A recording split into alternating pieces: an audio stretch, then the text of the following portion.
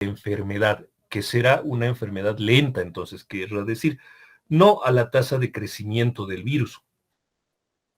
Porque no nos olvidemos que una vez que el virus se transmite e infecta a un organismo, independientemente de que si la enfermedad es lenta o avanza rápida, es decir, si la enfermedad es aguda o es crónica, el virus tiene otra tasa de replicación, ¿verdad? Que puede ser lenta y puede ser rápida también. No nos referimos a la replicación, al crecimiento del virus, nos referimos al tiempo de la enfermedad. Y básicamente estas enfermedades, si son por virus lentos, tienen un periodo de incubación primero prolongado, es decir, desde que nos infectamos hasta que presentamos los síntomas, pueden pasar años, ¿no? El curso clínico, lo mismo, es prolongado, ¿no?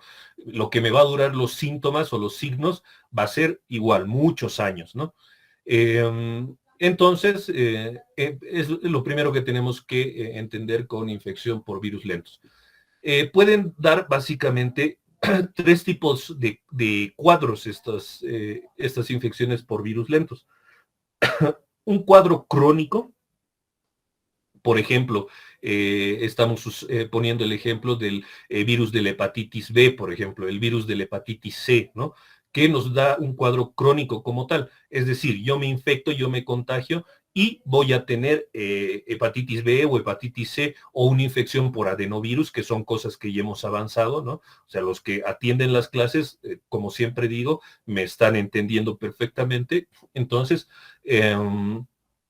esta infección significa que va a durar años, ¿verdad? La infección por hepatitis B o C o por adenovirus puede durar años. Pero ¿por qué lo llamamos un cuadro crónico como tal? Porque yo voy a poder identificar al virus desde el momento en que me he contagiado, ¿no? Es decir, si yo me he contagiado, volvemos a repetir, con virus de la hepatitis B, por ejemplo, o con virus de la hepatitis C, y mi cuadro empieza, ¿no? Entonces, desde el primer día de contagio, ¿no? Entre comillas, porque no es tan así, siempre hay un periodo ventana, pero desde las primeras etapas del contagio, si yo me hago examen para saber si tengo o no tengo el tal virus, entonces me va a dar positivo, voy a ser seropositivo para eso, ¿no? Hasta el último día, que ya sea que me curo del virus con los años o ya sea que me muero por la infección viral. Pero todo ese tiempo el virus va a ser detectable, ¿ok? Tenemos otro cuadro que es el latente. Básicamente el cuadro latente, aquí ponemos ejemplos de los herpes virus, ¿verdad? O el virus de la varicela zoster, que también es un herpes virus.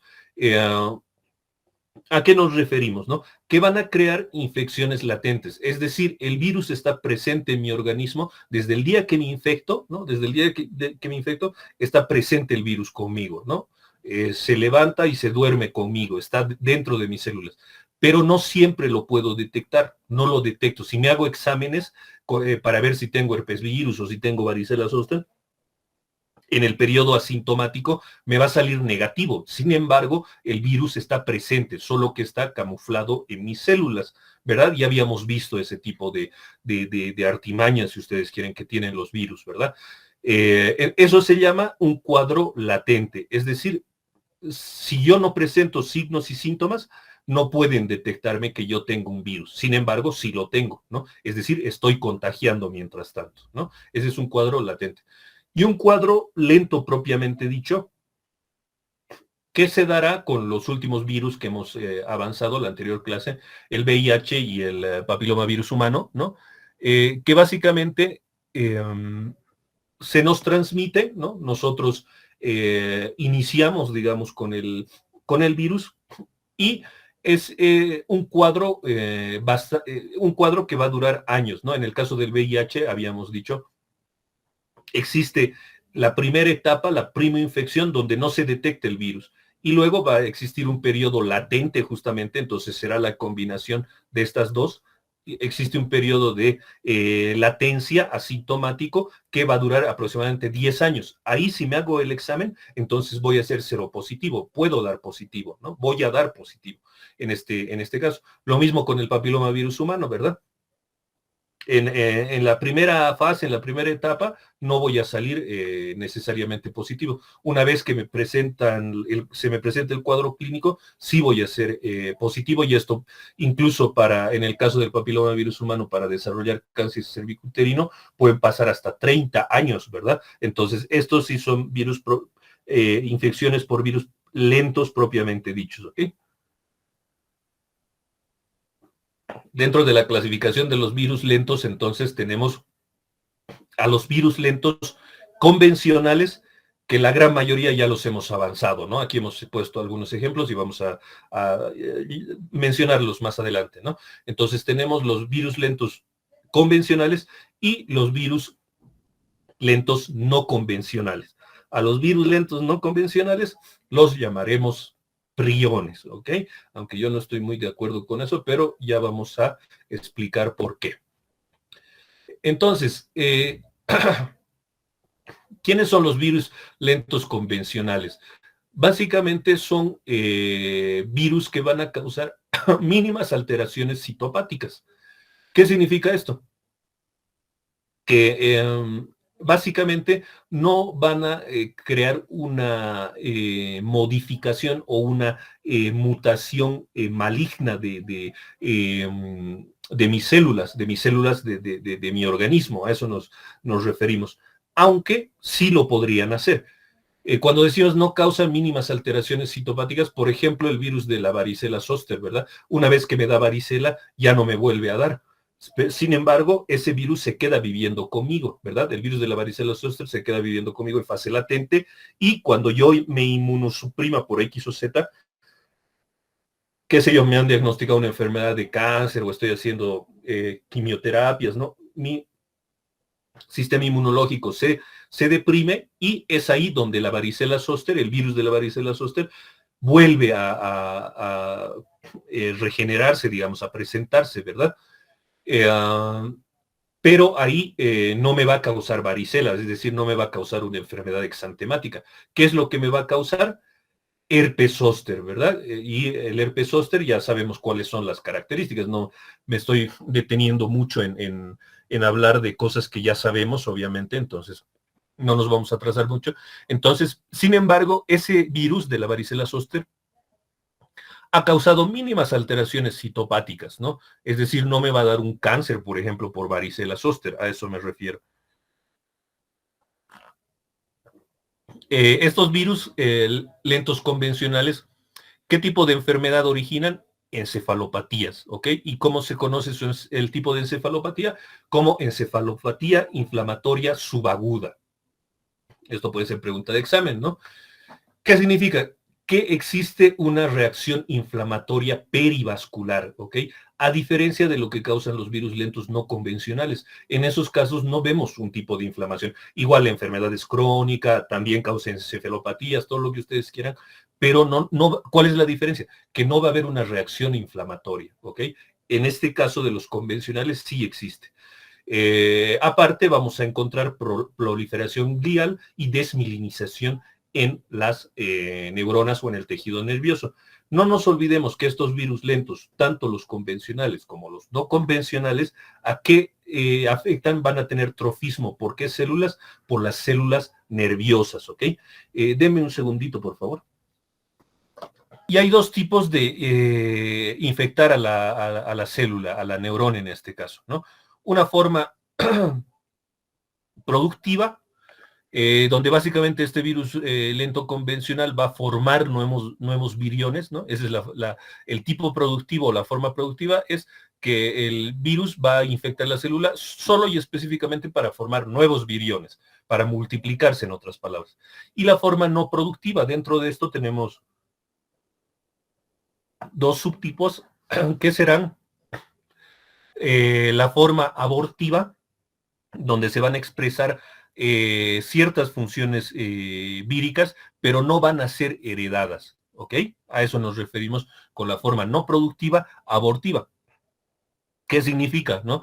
Ese virus va a ir a la célula, pero esa célula va a mantener su estructura, ¿no? Y no va a replicarse, es decir, la célula no se va a reproducir por fusión binaria, heredando qué sé yo, cierta función que ha provocado el virus, ¿verdad? ¿Se entiende?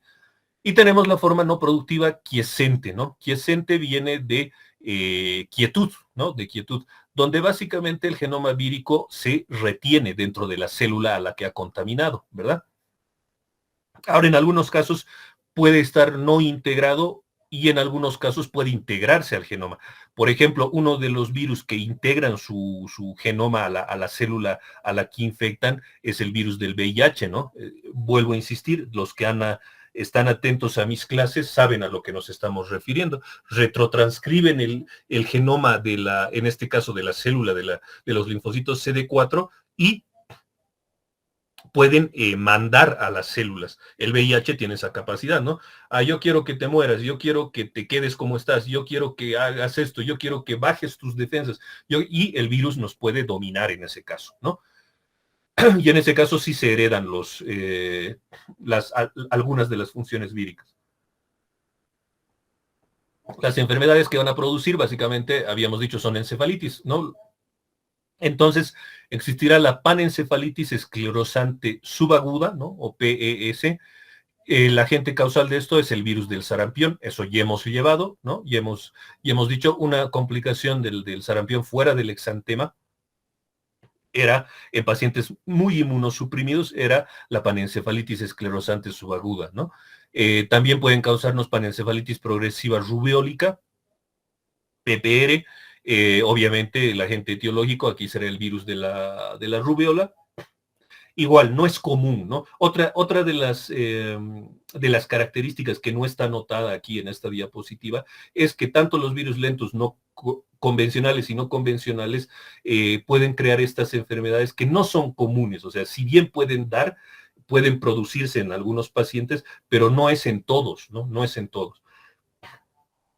La leucoencefalopatía multifocal progresiva o LMP, causado por el virus JC, ¿no? El virus JC básicamente pertenece a la familia de los virus poliomas, se llama, ¿ok? ¿Por qué se llama esta familia poliomas? Poli de muchos, ¿no? De varios, omas de tumores. Y se llaman así porque este virus JC, y existe un subtipo más, que es el virus RK o KR, si ustedes creen, que son los nombres de las iniciales de los descubridores, básicamente. Estos dos subtipos de virus sí causan lo que decíamos, ¿no? Una infección quiescente, es decir, modifican el genoma vírico y pueden malignizar las células y causar ciertos tipos de cáncer, además, ¿no? Luego tenemos las encefalopatías inflamatorias animales. Otra de las características que estos virus no solo están presentes en seres humanos, también pueden estar presentes en animales. Un ejemplo de eso es el virus Visna en las ovejas, por ejemplo, ¿no? Y otras enfermedades como las que producen el SIDA, por ejemplo, ¿no? Del VIH, o el virus de la rabia, que en el caso del virus del VIH no nos olvidemos que habíamos dicho, ¿no? ¿Cuánto tiempo puede vivir un paciente con VIH? Hoy en día ya es más difícil, ¿no? De pronosticar eso, pero hay pacientes que viven con VIH 30, 40 años, ¿no? Y recién desarrollan SIDA como tal y se mueren. El virus de la rabia también es un virus que nos mata en aproximadamente un año, año y medio, 2 años, ¿verdad? Entonces son enfermedades bastante lentas. Ahora adentrándonos en los virus lentos no convencionales, ¿no? Que básicamente son sinónimos de los priones. ¿Qué son los priones? ¿No? Son variantes patogénicas de proteínas naturales del organismo, ¿ok? Entonces, con virus no tiene nada que ver, ¿no? O sea, el virus tiene un genoma, el virus tiene una manera de replicación, el virus tiene otras características. Pueden tener envoltura, pueden ser desnudos, su manifestación antigénica es diferente, ¿no? Pero por alguna razón les han llamado virus lentos no convencionales a los priones. No estoy muy de acuerdo, pero obviamente yo no me voy a pelear con toda la literatura médica que existe, ¿no? Los priones deberían ser priones como tal y no virus lentos no convencionales, ¿no? Perdón. Entonces, básicamente, ¿qué es un prión? Es una variante patogénica, es una alteración de una proteína natural, que básicamente estas proteínas son producidas por las células nerviosas del organismo, es decir, por las neuronas, y eventualmente algún otro tipo de célula como las células gliales, ¿no? Que son es la telaraña, digamos, donde están las células nerviosas. Un prión, entonces, es una proteína patógena. ¿Qué quiere decir? Es una proteína que puede causarnos enfermedad y que tiene alterada su estructura terciaria natural, ¿no? Básicamente, ¿cómo se altera? Tiene un incorrecto plegamiento. Generalmente estas proteínas dentro de su estructura, es decir, una proteína natural, va enrollada, debería ir enrollada, ¿no? Estas proteínas se alteran y se desenrollan más bien. Esta ya no es una proteína natural, esta ya será una proteína patógena que nos puede enfermar, ¿no? Y solo está compuesto por aminoácidos. Esa es la otra característica que no tiene nada que ver con un virus. Es decir, no tiene un genoma, el prión, decimos, ¿no? Y provienen de la proteína PRP, ¿ok? Entonces, esa proteína natural que decimos que producen en las neuronas, que produce básicamente las membranas de las neuronas, el precursor de esa proteína se llama PRP, ¿ok? Básicamente, un prión va a provocar un cambio de configuración en esta proteína natural. La proteína PRP, ¿no? Decíamos, es un precursor en realidad. ¿Y cuál es la proteína natural del organismo como tal? Es la PRPC, ¿ok? Estas dos, la PRP y la PRPC, son proteínas normales que producen la membrana de las neuronas, ¿no? Pero cuando un prión se manifiesta, altera esta funcionalidad, ¿no? Y da lugar a una proteína de configuración alterada, cambiada, modificada. Y ya obviamente no puede tener el mismo nombre. ¿Qué se llama entonces? PRPSC. Ese es el prión, esa es la proteína alterada, esa es la proteína modificada, esa es la proteína patogénica, ¿no? La que puede causar enfermedad, la PRPSC. Eh,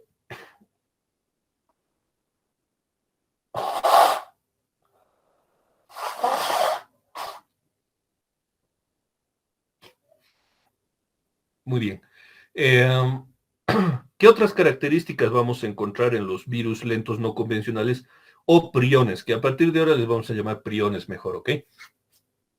Carece de ácidos nucleicos detectables. Es decir, no hay priones RNAs, no hay priones DNAs que sean positivos, negativos. No existe eso, ¿no?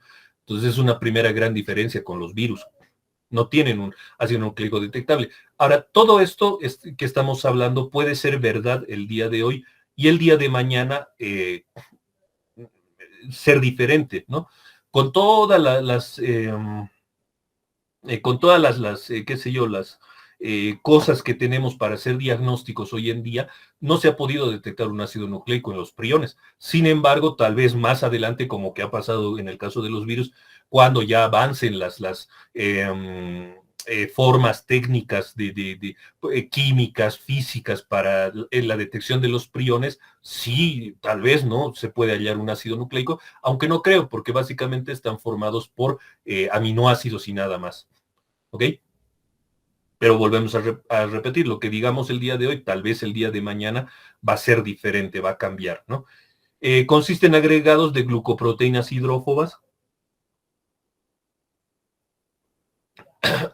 Tienen una característica importante, es que son resistentes a las proteasas.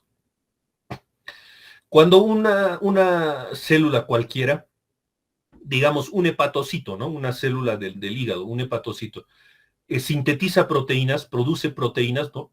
Para sus funciones, obviamente, para hacer sus funciones con normalidad. Entonces, dentro de toda su vida, ese hepatocito, vamos a decir que produce 10 millones de proteínas. Sintetiza 10 millones o más de proteínas. De todos estos 10 millones, no le van a salir los 10 millones perfectas, ¿no? Va a haber proteínas que van a ser proteínas alteradas o que van a ser proteínas erróneas, ¿no? ¿Y qué pasa cuando se forman estas proteínas erróneas o alteradas? Entonces vienen unas enzimas que son las proteasas que se producen en la misma célula, y estas proteasas destruyen estas proteínas alteradas y listo, y ahí no pasa nada, ¿no? Ahí nada se altera y seguimos adelante, ¿no? Pero los priones tienen la capacidad de ser resistentes a las proteasas, es decir, no las pueden destruir, no se pueden destruir los priones con las proteasas, en otras palabras. Provocan, ya habíamos dicho, encefalopatías. ¿Qué tipo de encefalopatías? Encefalopatías espongiformes. Es decir, la primera característica será que van a infectar al encéfalo, ¿no? Al cerebro, cerebelo, a todas las estructuras del encéfalo, al sistema nervioso central, en otras palabras, y dado que afectan a las neuronas, decíamos, estos priones van al alterar esta configuración de las proteínas, van a formar una especie de huecos en las neuronas. Entonces, cuando nosotros vemos esto en un microscopio electrónico, por ejemplo, vamos a ver como si fuera una esponja. El encéfalo lo vamos a ver como si fuera una esponja. Entonces, por eso las enfermedades que producen se llaman encefalopatías espongiformes. Y la misma característica, ¿no? Que son enfermedades neurodegenerativas lentas y mortales, ¿no? Fatales, letales, ¿no? Aquí tenemos una configuración normal de una proteína, ¿no? Esta será entonces la PRPC. Aquí vemos, miren, está enrolladita, todo como tiene que ser. Y aquí vemos al prión, una configuración alterada de esa proteína. Ya ha perdido su enrollamiento, ¿no? Y básicamente se ha hecho bandas de estas proteínas. Esta proteína sí puede causarnos enfermedad. ¿Qué enfermedad? Encefalopatías espongiformes. Y tenemos aquí una lista de eso. Habíamos dicho, ¿no? Esto puede, de principios, estos diagnósticos han sido hechos en animales, ¿no? Pueden afectar a animales, pero también al ser humano. Tenemos la encefalopatía espongiforme bovina, que tal vez ha sido la que más nos ha llamado la atención, y se la ha conocido como la enfermedad de las vacas locas, ¿verdad? ¿A quién afecta? Al ganado vacuno. Tenemos Scrappy, es el nombre de la enfermedad. Scrappy viene de temblor o temblores, ¿no? Que se produce en ovejas y en cabras, encefalopatía que se produce en ovejas y en cabras. La enfermedad de Creutzfeldt-Jakob, esa sí es propia de nosotros, de los humanos, ¿ok? Entonces es un prión que va a producir una encefalopatía en el humano. Tenemos también la encefalopatía espongiforme felina, obviamente afectará a los gatos. El insomnio familiar fatal, que también afecta a los humanos, pero esta tiene la característica de ser hereditaria autosómica dominante. Por otro lado, por eso no son tan comunes, es decir, sí existe casos de insomnio familiar fatal, pero muy pocos, ¿no? Eh, eh, ¿Por qué? Primero porque es hereditaria autosómica dominante, es decir, si yo tengo insomnio familiar fatal, mis hijos van a tener insomnio familiar fatal, mis nietos van a tener insomnio familiar fatal, mis bisnietos van a tener insomnio familiar fatal, y así, ¿no? Toda mi lidia hasta que nos vamos a ir muriendo, porque estas enfermedades son fatales, decíamos, ¿no? Entonces, nos vamos a ir muriendo hasta que mi generación, ya no quedará nada de mi generación, y obviamente eventualmente la enfermedad eventualmente podrá desaparecer, ¿no? Luego tenemos la enfermedad crónica de desgaste de cérvidos, ¿no? Que básicamente produce un enflaquecimiento, una emaciación, una caquexia en ciervos, venados y alces que termina matándolos. Luego tenemos la encefalopatía transmisible del bisón, ¿no? Que va a afectar a los bisones. Y la encefalopatía espongiforme de primates Kuru, ¿ok? Kuru es una región geográfica de Nueva Guinea. Y si bien se veía que esta encefalopatía de primates era propia de monos, de primates, se ha transmitido a humanos, ¿no? Porque estos de la tribu Kuru comían primates y también tenían técnicas caníbales, ¿no? Es decir, comían carne humana. Y debido a esto se ha transmitido la encefalopatía del primate al ser humano, ¿no? Hoy en día, bueno, uno que esta tribu Kuru son mucho más poquitos, ¿no? Dos que ya en los tiempos actuales sí se ha logrado, qué sé yo, educarlos, culturizarlos un poco más, cosa de que ya no comen humanos, ¿no? Ya no se comen entre ellos, ¿no? Y bueno, eventualmente esperemos que ya no sigan comiendo primates, ¿no? Pero eso ha hecho que sí se reduzca enormemente la encefalopatía espongiforme Kuru en los humanos de Nueva Guinea. ¿Cómo se produce la enfermedad en el caso de los priones, ¿no? Primero, que es transmitida al hombre por la ingestión de productos contaminados, ¿no? Aquí le hemos puesto productos bovinos porque a lo mejor es lo que más comemos, ¿no ve? Carne de res es lo que más comemos. Entonces, si esa vaca, por ejemplo, estaba contaminada con un prión, con la proteína PRPSC, ¿no? Entonces yo me como esa carne y se me va a transmitir el prión y me va a generar la enfermedad, ¿no? Aparentemente existe una susceptibilidad genética. ¿Qué quiere decir esto? Que digamos yo hago una parrillada con mis amigos, hago una parrillada con 30 amigos, ¿no? Comemos la parrillada, todo eso, pero lamentablemente hemos comido esta carne infectada de res. Los 30 no nos vamos a enfermar con encefalopatía de Creutzfeldt-Jacobs, por ejemplo, ¿no?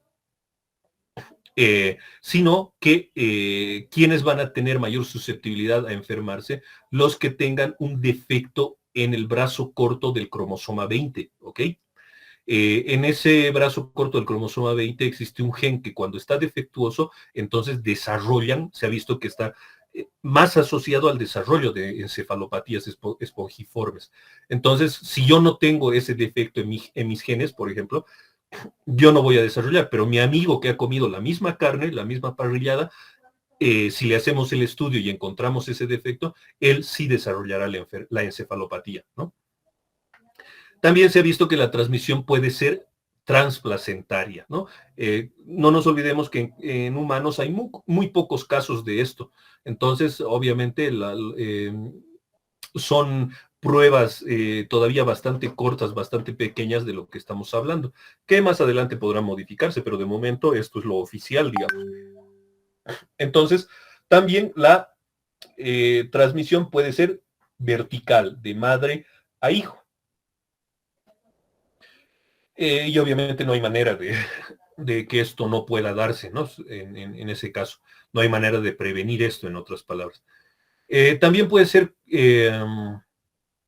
adquirida por exposición directa al prión, ¿no? Un científico, un médico, un investigador que haga necropsias o autopsias en pacientes contaminados con encefalopatías, ¿no? Es decir, se les hace un estudio a los cerebros de esos pacientes que han fallecido y me puedo contaminar, ¿no? Me podría contaminar con el prión. Se ha demostrado que la enfermedad de Creutzfeldt-Jacobs puede transmitirse también a través de las transfusiones de sangre. Entonces, lo mismo, ¿no? Si ese prión está en un paquete globular y yo me transfundo ese paquete globular, me puedo contagiar.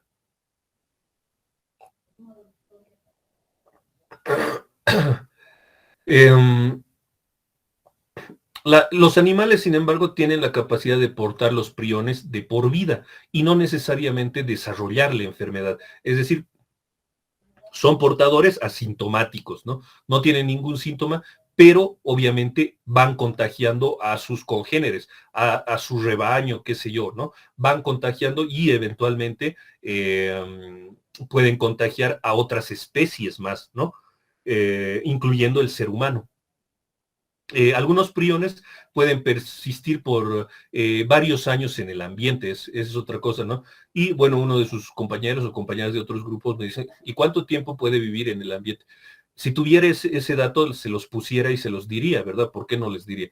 Pero volvemos a repetir, esta información que tenemos todavía es una información que sigue en experimentación, si ustedes quieren, que siguen para corroborarse. Sin embargo, se ha visto que priones en ciertos ambientes in vitro, obviamente en laboratorio, pueden persistir por varios años en el ambiente, ¿no? Más adelante vamos a hablar de eso un poquito. La mayoría del ganado, ¿cómo ha llegado a contagiarse de esos priones? Por sus comidas, ¿no? Por el consumo de harinas contaminadas o de huesos contaminados que el ganado consume, ¿no? Eh, Seguimos hablando de la patogenia y vamos a decir que el periodo de incubación es bastante largo, decíamos, ¿no?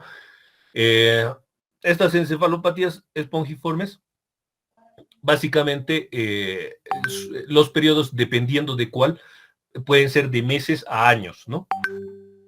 Por ejemplo, el periodo de incubación es de 2 a 8 casos, a 8 años, perdón, en el caso de la encefalopatía espongiforme bovina, es decir, las que afecta a las vacas, ¿no? Más o menos ese es el periodo de incubación, bastante largo, ¿no?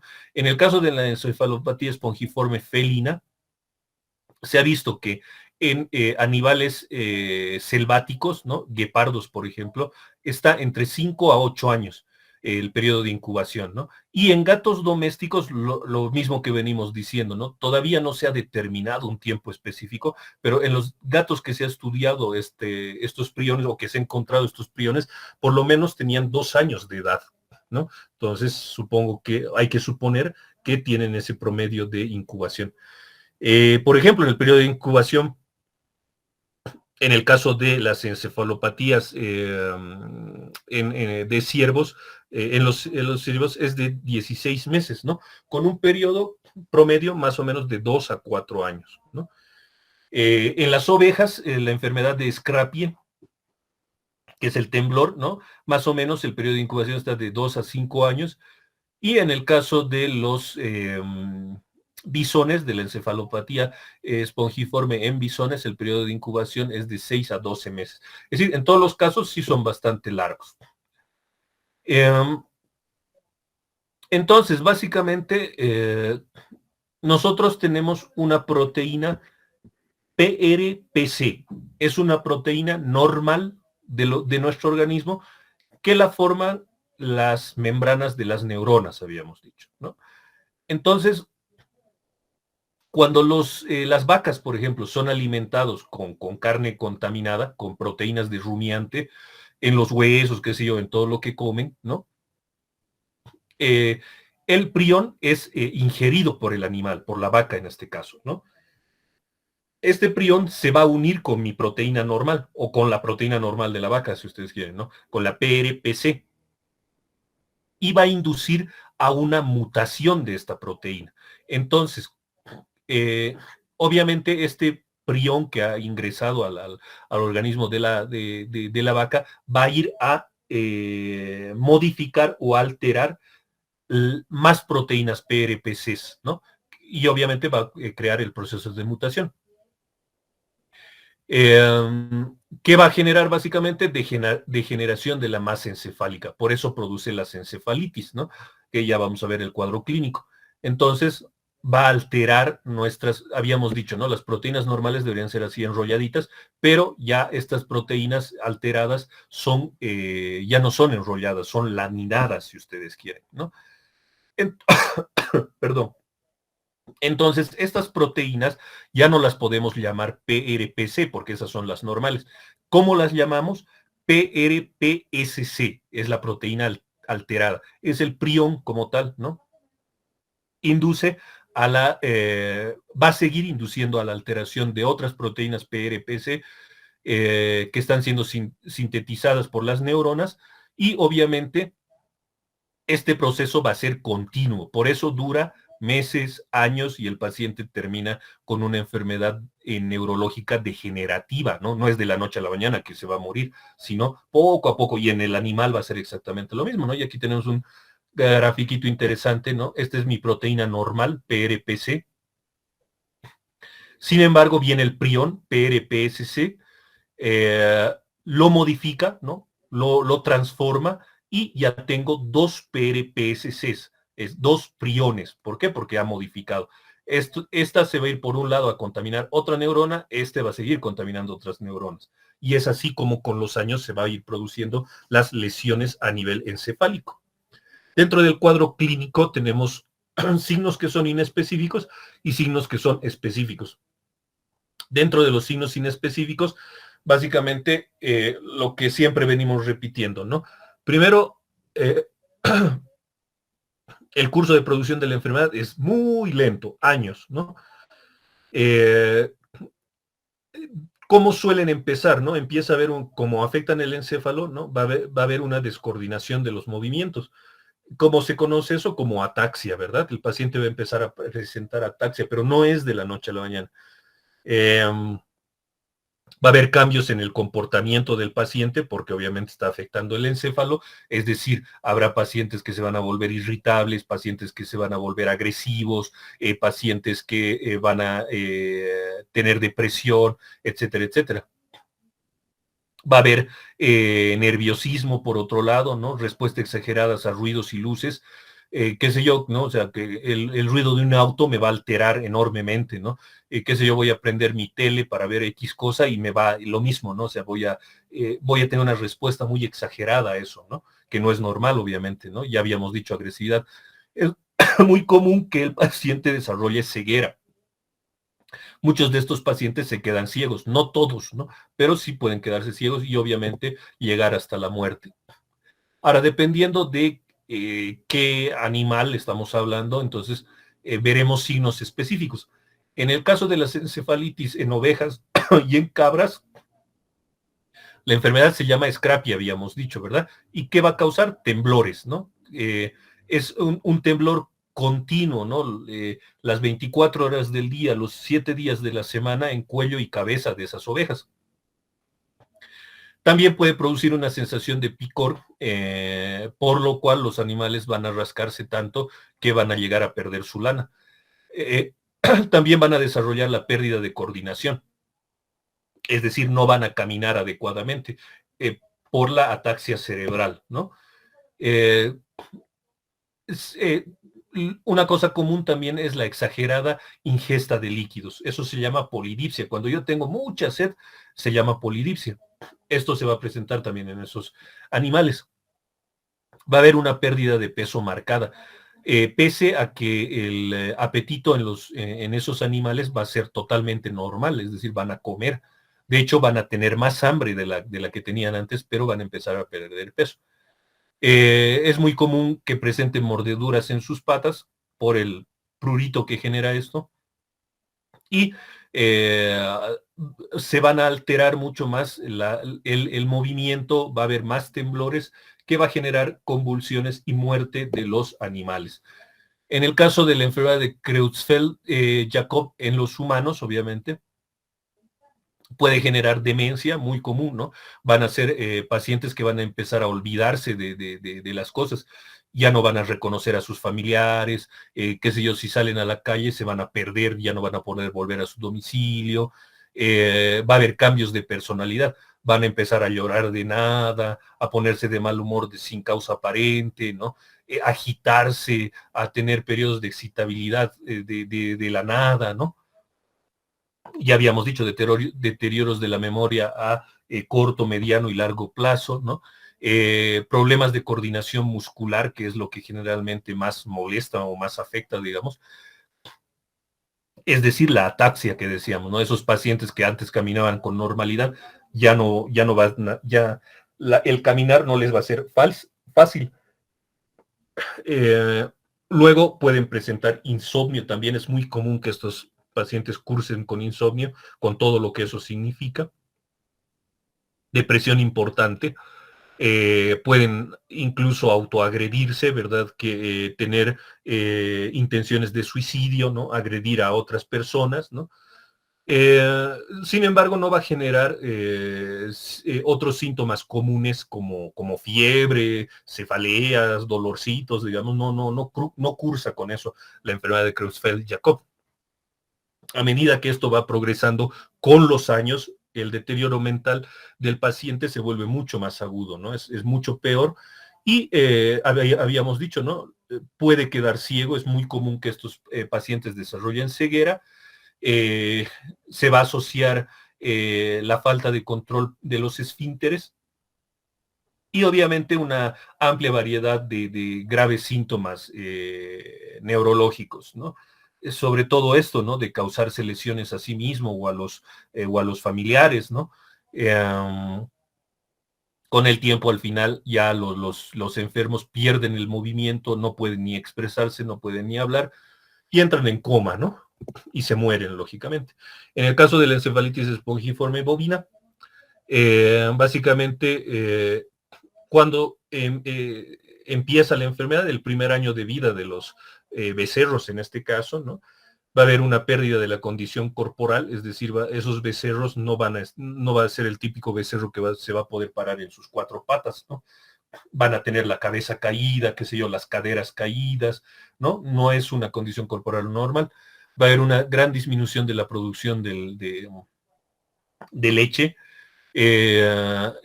Van a tener claudicación intermitente. ¿Qué es la claudicación intermitente? Que van a estar caminando, se caen. Si tienen fuerzas para pararse, se paran, siguen caminando, se caen. Siguen caminando, se caen, ¿no? Eso es claudicación intermitente. Lógicamente van a presentar ataxia, es decir, problemas de la coordinación muscular y también se vuelven agresivos, ¿no? En el caso de la felina, los que afectan a los gatos, el famoso cambio de conducta, se van a ver más agresivos, van a pelearse con otros gatos más que de costumbre, van a agredir también a los humanos, ¿no? La famosa ataxia, van a ser gatos que poco a poco van a ir perdiendo la manera normal de caminar, van a mostrar poco sentido de las distancias, que eso en un gato no se da, ¿verdad? Si un gato quiere saltar de una silla a una mesa, calcula tan bien eso que no se hace ningún daño, ¿verdad? Y no hace caer ningún vaso, no rompe nada, y tienen esa capacidad los gatos, ¿verdad? De calcular muy bien las distancias y no causarse daño a ellos mismos ni a otras cosas. Sin embargo, esto se va a perder en los gatos con encefalopatía espongiforme felina. Va a haber una hiperestesia, es decir, van a tener una hipersensibilidad en su piel. Si yo voy a acariciar a mi gato, me va a agredir porque lo voy a lastimar, ¿no? Y era una caricia que antes me aguantaba, me resistía, digamos, ¿no? Los famosos temblores que van a tener, es muy típico que estos presenten vueltas en círculos, hipersalivación o cialorrea, va a disminuir el acicalado. Una de las costumbres que tienen los gatos, perdón, es el acicalado, ¿verdad? Se lamen sus patas, sus cabezas, qué sé yo. Esto va a disminuir enormemente por la hiperestesia, ¿no? Porque les va a causar dolor. Va a haber un aumento del apetito, un aumento de la sed y la midriasis característica del gato enfermo, ¿no? En las etapas terminales de esta enfermedad, básicamente el gato se va a volver muy somnoliento, va a convulsionar y generalmente la muerte ocurre después de 3 a 8 semanas, ¿no? En gatos domésticos. Y en 8 a 10 semanas, una etapa un poquito más larguita en los guepardos, ¿no? Que es muy común que presenten estas encefalopatías. Obviamente después de años de haber tenido la enfermedad. Eh, ¿Qué complicaciones vamos a presentar con todo esto entonces, no? Básicamente puede haber neumonía y otro tipo de infecciones respiratorias que van a complicar el curso de la enfermedad, ¿no? Y pueden conducir a la muerte por sí mismas, ¿no? El paciente que tiene encefalopatía espongiforme podría morirse de una neumonía o de cualquier otro tipo de infección que tenga, ¿no? Una celulitis, por ejemplo, ¿no? También puede producir angina de pecho Como complicación, es muy frecuente encontrar insuficiencias cardíacas, insuficiencias respiratorias que maten a los pacientes. Demencia, ya habíamos hablado de esto, ¿no? El temblor y desarrollar Alzheimer, ¿no? Que básicamente es sinónimo de la demencia senil. ¿Cómo se produce la muerte? Básicamente el desenlace clínico de la enfermedad es desalentador, no hay un tratamiento para esto, ¿no? O sea, el paciente que se le diagnostica encefalopatía espongiforme se va a morir con los años, no hay otra, ¿no?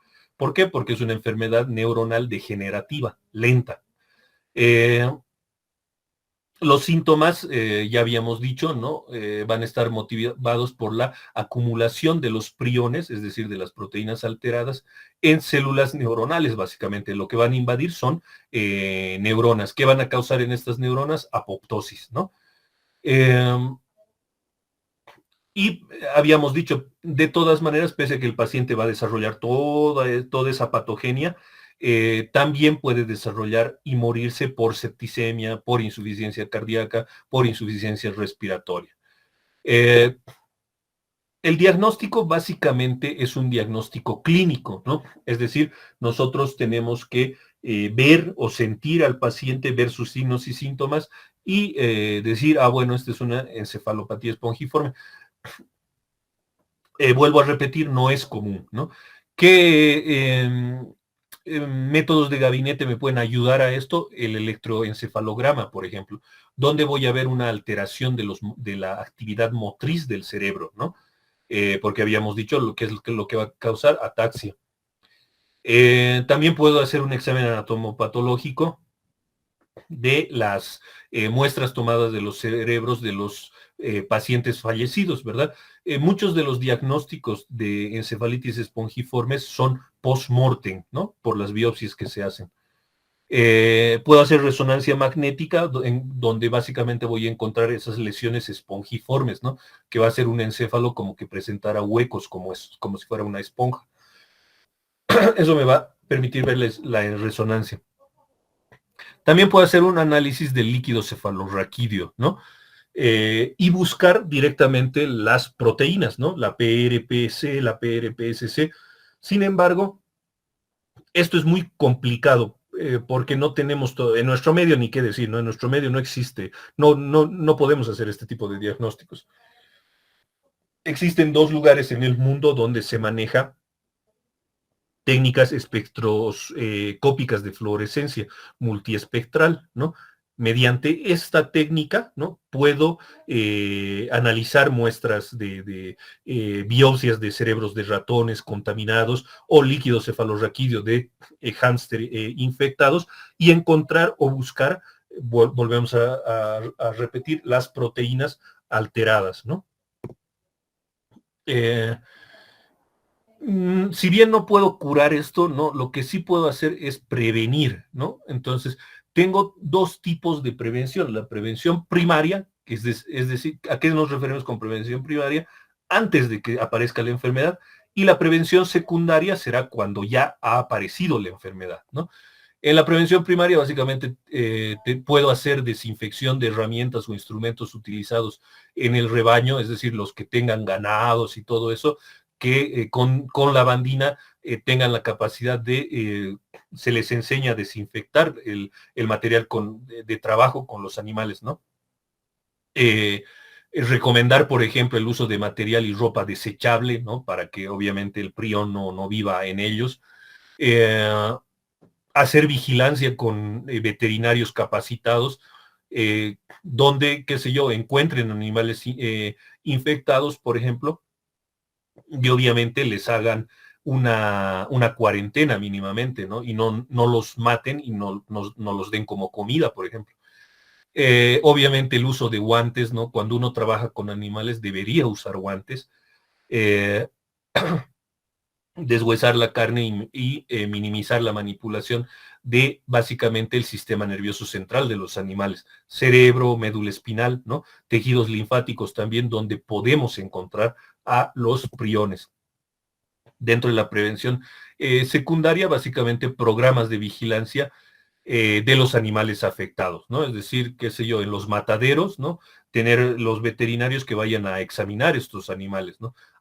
Es un animal que tiene encefalopatía, muy bien, entonces tengo que desecharlo, ¿no? Tendré que enterrarlo, qué sé yo, pero no ponerlo a la venta para comida, por ejemplo, ¿no?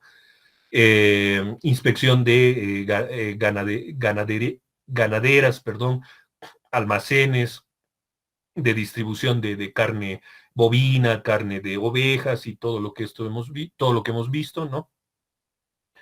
Y básicamente, si es que encuentro a animales contaminados, vivos, ¿no? Tendré que sacrificarlos, ¿no?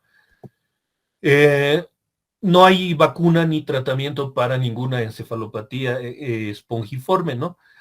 Sin embargo, tanto la encefalopatía espongiforme bovina, felina y del bisonte pueden prevenirse, ¿no? Y ya hemos dicho cómo. Lamentablemente esas técnicas de prevención no son usadas de manera común y corriente, ¿no? Pero sí debería hacerse para que en algún momento no exista una epidemia de priones. Muy bien, vamos a